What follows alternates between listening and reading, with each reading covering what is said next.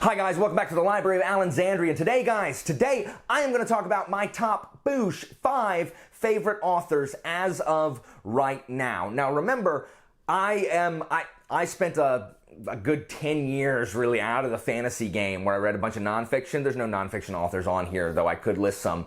And so even though I've been exposed to kind of new authors this year with my BookTube channel, I haven't really read a ton of a wide variety of authors just yet. For example, I love Mistborn, but Mistborn is the only Brandon Sanderson book that I've read so far, so I am reluctant to put Sanderson on my favorite authors list right now. Same thing with Daniel Abraham. I freaking love The Long Price Quartet, at least the 2 books I've read, but I would like to finish the series to see how the landing is stuck and all that stuff, so I also cannot put Mr. Abraham on this list just yet. So these are in order. I pored over these and agonized on what order they would be in, and so without wasting any more of your time, here we go. My top 5 authors, starting with number 5. At the number 5 slot may come as a shock to so many of you who watch my channel, but number 5 is Steven Erikson, author of the Malazan Book of the Fallen. Now, I have been pretty vocal about my criticisms of Malazan, and you know, I'm embroiled in so many discussions with so many great people like Iskar Jarek and Andy and Philip and a bunch of you guys about Malazan, and while I understand people's defense of the things that I don't like in Malazan, I still don't like those things, and I still consider my criticism valid. And you know, it's not going to make me not be bored at long drawn out parts that I feel are bloated. However, Erikson in his Malazan books have written some of my favorite action sequences, some of my favorite plots, some of my favorite sieges. He writes war amazingly well. And I initially decided, like, I asked Christina, I'm like, is Steven Erikson, like, is he one of my favorite authors, considering how much I've had to, kind of play the devil's advocate with the Malazan series, and considering how much I've read that series, there's no choice but to say yes. I have read the first half of that series 3 separate times. I've read the first 3 books like 4 times, and I'm now like I'm at the last book, but I've read up to book 8 twice. So I have read these books a lot, and I've kept coming back to them because I love the plots. It's just really great military fantasy, and some of the, especially the over-the-top moments. I'm talking about Siege of Kapistan. I'm talking about the Siege of Yucatan. I'm talking about the end of the Bone Hunters. There's just so much. There's so much that's just so good from the Malazan book. Oh, the Chain of Dogs. The Chain of frickin' Dogs. Like, I just remember so many of these set-piece stories from the Malazan Book of the Fallen that I can't do anything but put Erikson on this list at number 5, at least at present. So despite my problems with the series as a whole, I do think that the stuff that he has written that I'm really drawn to puts him at the number 5 slot.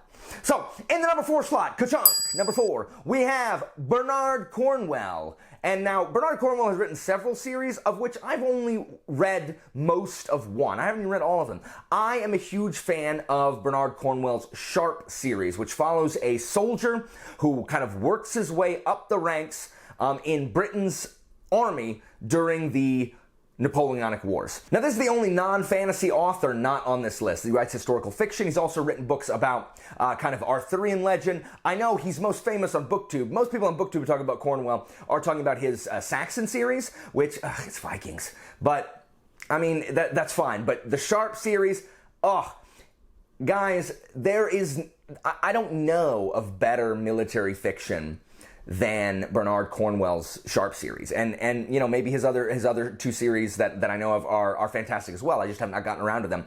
Richard Sharp is so scrappy. Richard Sharp reminds me of kind of a modern day Sam Vimes with slightly looser morals. We follow Sharp through so many battles in the Napoleonic Wars. His first battle is in Seringapatam. In Sharpe's Tiger, that's the first book chronologically, where Britain is trying to put down a rebellion in their Indian colonies. And in that book, we are introduced to, still to this day, having read a bunch of fantasy, one of the most hateable, punchable villains in all of fiction, freaking Sergeant Obadiah Hakeswill. Oh my word, what a surprise. Sharpie. Not dead yet. He's just the worst. If you've watched my Sharp Tiger review, I talked about him here. He's despicable. He lies. He tries to get Sharpe, who is a man under his command, tries to get him killed. He is just like waiting to see who wins, will absolutely turncoat if he needs to, but is always like quoting the Bible, but not really. He's always like, oh, it says so in the scriptures. Oh, Sharpie, you better give me your cash. It says so in the scriptures. No, it freaking doesn't, Hakeswill. It doesn't say any of that crap in the scriptures. And it's always great when like an actual like officer says, Hakeswill, no, it doesn't. If you misquote the scriptures, I'm gonna punch you. Ugh, Hakeswill's not in every Sharpe book, but the ones that Hakeswill is in are the absolute, just want to tear them apart. Now, Cornwell writes some of the best military action I've ever read. His sieges are like, I need to do a video that ranks sieges. The sieges are fantastic. He just shows the blood and the chaos and just the human cost of war, and there's just things flying around, and war is also really impersonal at times. There's just shots going off, there's cannons firing, you know, you're running next to your friend, and 1 minute he's there, and the next minute a cannonball takes him away. He's dead. Done. And so all of that is just, I love war fiction and great characters like frickin' Richard Sharpe and great villains like Hakeswill, and some of the other ones are actually really good too. And just seeing Sharpe in these historical battles, like right at the thick of things, just really, really appeals to me, and I love Bernard Cornwell. So, 2 and 3, I wrestled over on the order of these, but at number 3, I am placing Josiah Bancroft, author of the Books of Babel, of which Senlin Ascends is the first one. So the only reason that Bancroft is here at number 3 and not at my number 2 slot is because this first series of his has not yet finished, and so I do not yet know whether the landing will be stuck. Ugh. I hope it will. First off, Bancroft as a writer is, I think, his prose is just, it's amazing. If you've watched any of my Senlin reviews or heard me talk about Senlin at all, his prose is fantastic. It feels classical without being dense. It's whimsical without being distracting or cheesy. Just the way, the specificity with which he describes things with kind of just this kind of like weird, off-color Victorian air about things. It's very hard to describe until you read it, but everyone who's read it says yes. Bancroft's wordsmithing is just brilliant. It just has this really Victorian classic feel, but you never feel bogged down by it. The prose serves the narrative and the story he's trying to tell, because that prose is very Thomas Senlin and very the other characters as well. And so it never feels like it's holding you back, like frickin' Dickens or anything like that. He just writes the tale of Thomas Senlin, where he's climbing the tower in search of his wife, who he lost on the first day of their honeymoon, where he fights against this tower that is just the embodiment of human vice. And Senlin is just a naive, stubborn man trying to hold to his principles while everything around him is trying to tear those away. And as the series goes on, he becomes responsible for more and more people who believe in him, because he's really the only one they've met in the tower who still has that kind of wide-eyed idealism, and so they place their hope in Thomas Senlin. And he's just such a great character. Bancroft writes him with such, realism. Like, he's a real guy who's the worst at times. You're like, what are you doing? But, I mean, he's acting the way that we would act. And it's not just Senlin. His other characters, the other characters that join Senlin in books 2 and books 3 are just so well written. He has so many female characters that are some of the best I've read in fantasy. They are not damsels waiting to be saved by Senlin, because trust me, Senlin can't really save anybody. He's too busy trying to navigate himself. But these are people coming into their own and trying to deal with their own identity and finding their identities outside the tower that's kind of pressed them down, and Senwin's given them that hope, and they're trying to rediscover who they are now, because they were someone else before they came to the tower, and the tower turned them into someone else, and now that they're free of that, who are they now? And so it's just fantastic writing. Bancroft, often you think you know where it's going, and he's like, no, we're going over here. And you're just like, oh my gosh, how did I not see that coming? How did I not see that coming? But you don't. You don't ever see it coming. And the conclusions of his books are, oh my gosh, the end of the last 100 pages of Arm of the Sphinx are fantastic, but it's nothing compared to the last freaking 150 pages of Hod King, where it is just like, oh my gosh, what are all the things happening? And then it ends. And you're wondering why you have to wait till November to read the last book. But Bancroft is so amazing. I cannot wait to see how he ends the Books of Babel, and to see what he starts next. Easy number 3 slot. I can't even believe I haven't put Bancroft higher. All right, at the number 2 slot, for me, my second favorite author of all time right now is Sebastien de Castell, author of the Greatcoat series and the Spellslinger series. So I have not read his Spellslinger series, but I have read the Greatcoat series, and say what you want about Trader's Blade, it's fine. I know you don't like Trader's Blade, it's fine. The rest of the series, I even like Trader's Blade, but the rest of the series, it's just so good. De Castell takes so many things that I love in fiction. There are so many ideals being fought for in these Greatcoat novels. Falkio is such a prisoner to his own idealism. I mean, there's a theme here, as you're gonna see with Senlin, you're gonna see with the next one. And it's just so exciting and so action-filled, while at the same time, the dialogue is just great. The speeches that Falkio gives in every book. The speech in the first book, I think, is my favorite, when no man breaks the rock.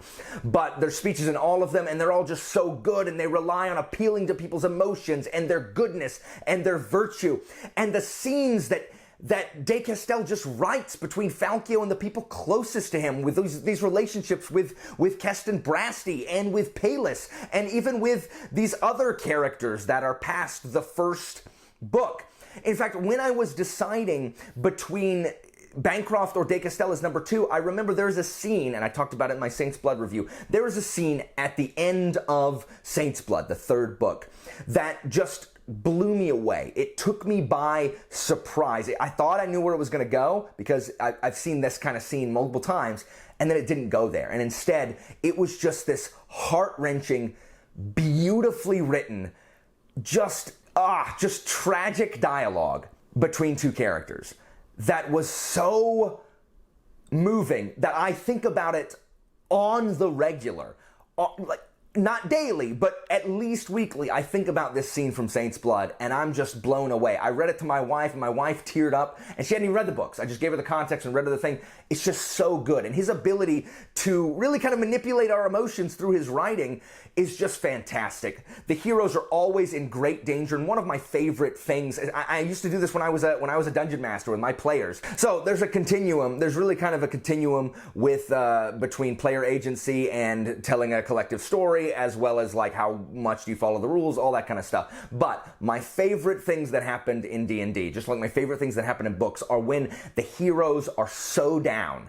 They're so down that when they rise up and are victorious, it's just like, you're just like, yes, you're cheering because yes, either the cavalry got here or they found some new form of resolve, and those are my favorite kind of just victories. These victories that are snatched from the jaws of defeat, and the Greatcoat is full of those. Yes, sometimes there are Deus Ex Machina. Those don't bother me as much as they bother some of you. There is Here Comes the Cavalry, but there are also plot twists galore, and it's some of my favorite kinds of plot twists. I can't reveal anything, obviously, but there's just so much about this adventure, swashbuckling, fun, but also dark and serious, where the stakes are high. No one is really safe in any of these books.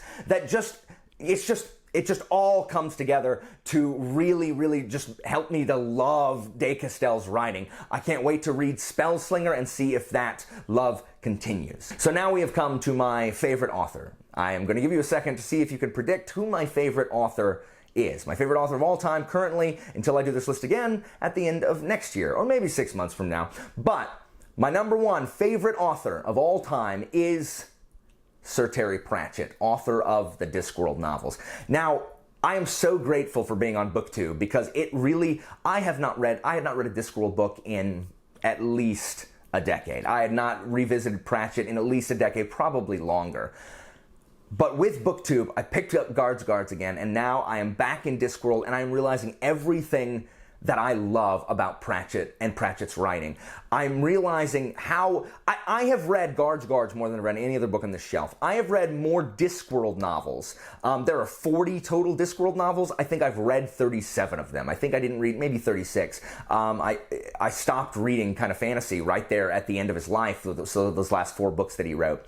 But I have read more Discworld novels really than almost anything that I have. Discworld, I first read in high school, my 11th grade year of high school, so 1998. And since then, Pratchett and Pratchett's humor and his use of words and just this really British dry humor and wordplay and, you know, pop cultural references and literary references, and that has just been so influential on my tastes and what I find funny and my tastes when I do my own writing, things that I find myself doing. Even in my lectures at school, I'll find myself like doing some weird like Pratchett bit in a history lecture. And that's even when I wasn't reading Pratchett. It has just defined so much about what just I enjoy. Their parody, their satire. I don't love all of the books, but the world he's created, and no matter what book it's in, Pratchett never fails to deliver with this just realistic kind of portrayal of how things are. Even though it's in a fantasy world, it's like, yeah, we see that all the time in our world. And he does it with choosing the exact word for the exact situation, the perfect. Terry Pratchett is probably the best writer that I know. He probably has a better command of the English language than any other author that I am currently reading, or probably have read. He's just incredible. Like, the way he writes, there is never a question that Pratchett just threw something away, that he just like, you know, I just wrote this down. There's never a question that Pratchett is not in control of every single word on those pages. He writes some of the best villains, and they're joke villains. Like, are you kidding? Like, he has one of the Guards are some of my favorite characters in all of fiction. Obviously, you guys know the Guards books or the City Watch books are my favorite of the Pratchett sub-series. But just being able to make Death a lovable cinnamon roll where you're like, oh, Death, oh, I know your job sucks and people hate you. You know what? You go be Santa Claus. You go, Death. We support you. Like, how do you freaking do that with the literal Grim Reaper? It's not some dude being the Reaper. No, it's the literal anthropomorphic personification of Death who reaps souls. His ideas were brilliant, hilarious every time. The amount of feels that you can evoke from a novel that's supposed to be parody. Just ask any of the people who have now read Guards, Men-at-Arms, Feet of Clay from the Discord. I'm so glad I keep making Discworld converts. So, Pratchett, I love Pratchett, and I'm not sure I'm ever going to be able to seat Pratchett from this #1 slot. Now, maybe it will be possible, especially after I finish reading all of these Discworld books, and I'll be like, you know what, I really don't like Color of Magic or Pyramids, maybe, who knows. But Terry Pratchett is my current all-time #1 favorite author. So guys, that's about it. I'm sure you could have predicted some of these. Again, I've just gotten back into reading fantasy, so I don't imagine this list will look the exact same 6 months from now, and certainly not a year from now. Guys, let me know in the comments your top 5. I'd love to see who you guys' favorite authors are. Thank you guys for watching. As always, information about my Discord and my Patreon are down in the description, and I will see you guys next time.